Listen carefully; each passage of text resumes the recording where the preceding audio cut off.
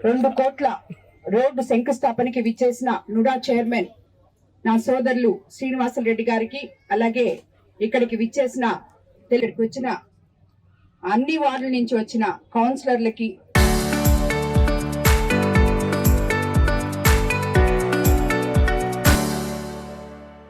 Chairman కి అందరికీ కూడా ధన్యవాదాలు తెలుపుకుంటున్నాను.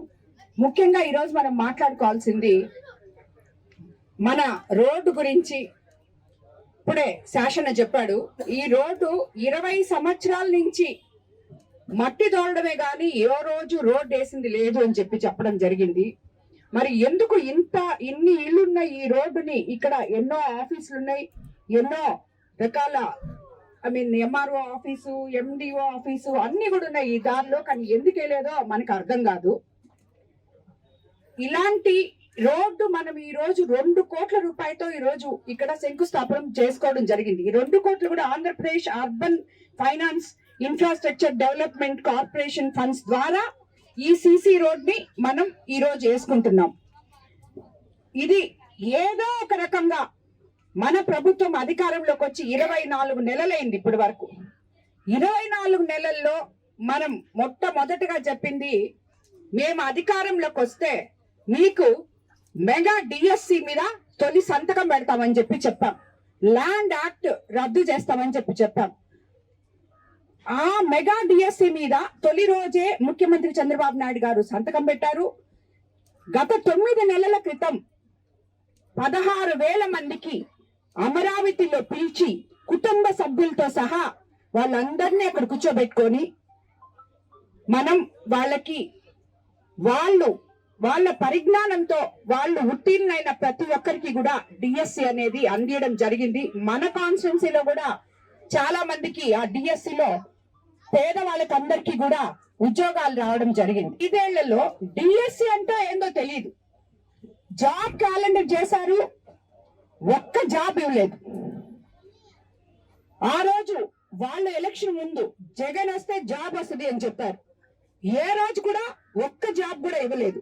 కానీ మన ప్రభుత్వం ఏదైతే తొలి సంతకం పెట్టిందో అది 9 నెలల క్రితమే ఇచ్చేసిన తర్వాత అందరూ ఉపాధ్యాయులు సంతోషంగా ఈ రోజు విధులు నిర్వహించుకుంటున్నారు. ఇప్పటికొచ్చి దాంట్లో ఏదో జరిగింది, అది జరిగింది, ఇది జరిగింది అని చెప్పి ఈ రోజు మాట్లాడుతున్న వైసీపీ నేతల్ని ఏమనాలో కూడా మనకు అర్థం కావట్లేదు. ఏంటది ఏం చేస్తున్నారు? ఆ వెన్నుపోటు దినం కోవూరు కాన్స్టిట్యున్సీలో గాని చేసేటప్పుడు ఎవరైతే చేస్తున్నారో వాళ్ళందరూ ఈ బుచ్చిరెడ్డిపాలెంలో ఈ చేసేవాళ్ళు ఈ రోడ్డు ఈడకొచ్చి చూడాలని చెప్పి నేను కోరుకుంటున్నాను. ఏది వెన్నుపోటు దినం?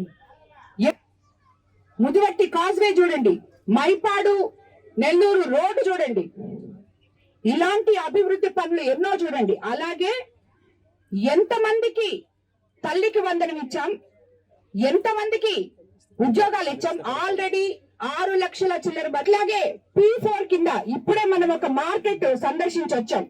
ఈ P4 అనే విధానంలో ఆ మార్కెట్ ని నిర్మించుకోవడం జరిగింది. అది మీకు కళ్ళకి కనిపిస్తుంది. కానీ ఈ P4 లో ఎంతమంది బంగారు కుటుంబాలని దత్తత తీసుకొని ఉన్నారో, దానివల్ల ఎంతమంది మహిళలు ఈ రోజు లబ్ధి పొందుతున్నారో అది కూడా చూడండి. సూపర్ 6 సూపర్ హిట్ చేసాం అక్షరాల. అలాగే కొత్త పెన్షన్లు కూడా రేపు జూన్ 12 నుంచి ఇవ్వబోతున్నాం. ఇంకా ఇళ్ల విషయానికి వస్తే ఇళ్ళ స్కామ్, దాన్ని ఏమనాలో నాకు అర్థం కాదు. ఆ హౌసింగ్ స్కామ్ అనేది పొలం కొనేటప్పుడు 10 ఎకరాలని గత ప్రభుత్వానికే చెల్లుతుంది, కానీ అది మన ప్రభుత్వానికి చెల్లదు అని చెప్పి నేను ఈ రోజు మీకు అందరికీ ద్వారా తెలియజేసుకుంటున్నాను. కాబట్టి ఎవరికి కూడా తెలుగుదేశం ప్రభుత్వం మీద వెన్నుపోటు దినము అని చేసే అర్హత లేని వాళ్ళు చేస్తే ప్రజలు దాన్ని యాక్సెప్ట్ చేయరు అని చెప్పి ప్రతి ఒక్కరూ గుర్తు పెట్టుకోవాలని చెప్పి కూడా నేను తెలియజేసుకుంటాను.